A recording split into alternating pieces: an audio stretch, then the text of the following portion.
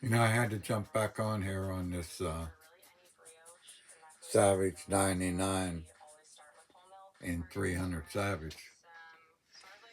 I was, I was such a hurry to tell you the story about getting my finger caught in here that I missed a good story on this gun. You know, a couple videos of mine back, I got in a conversation with a guy named Randy. Can't remember his last name. You know, it's in the comments, and I don't get very many comments. But he said how he liked the story behind guns and that, and likes to hear about their history and that, and I do too. And I made a mistake. This was the first gun I was going to tell the history of, but I missed the whole history. I told you about the history with me sticking my finger in and getting stuck, and about how the fat gunsmith got stuck on the toilet and I had to help him off. But the real story was this gun belonged to an old farmer over in Hookstown, where this gun shop was. The gun shop owner knew him. He was an older guy. His kids were all grown up and moved out of state, working jobs and stuff. He was running the farm by himself.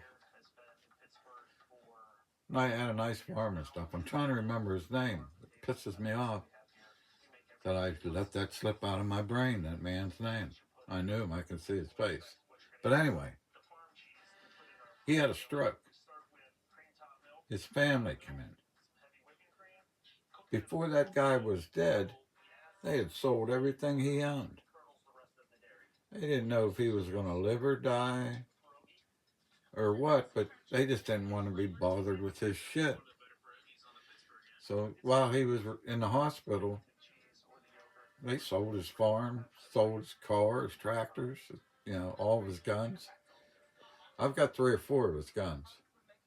I got this Savage. I got a 22 that was, I can't remember what make it is. And I got a couple old shotguns, like an old bolt action. I got 3 or 4 of his guns. But I tried to buy them all as they brought them to this gun shop to sell them. They put them on consignment over there. I got about every one I could. He had some nice ones that I couldn't afford that got away, but I did catch some of the old ones. That makes me think, what's going to happen to my guns? I'm 69 years old. I could be dead tomorrow. And these are my junk guns. I mean, I don't want to brag or I don't want to sound like, I got $1 million worth of guns or something. I don't, but I got enough to be really proud of. Wonder what's going to happen to him now that I'm getting old.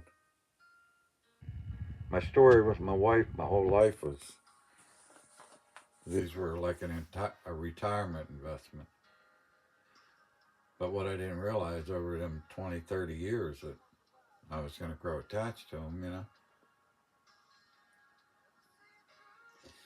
All right, well, there's a story of poor old farmer worked his whole life and his shit didn't mean nothing when he was laying there dying, and his family just needed to get him in the ground and get home so they could go back to work. Everybody have a good one. We'll catch you on the next one.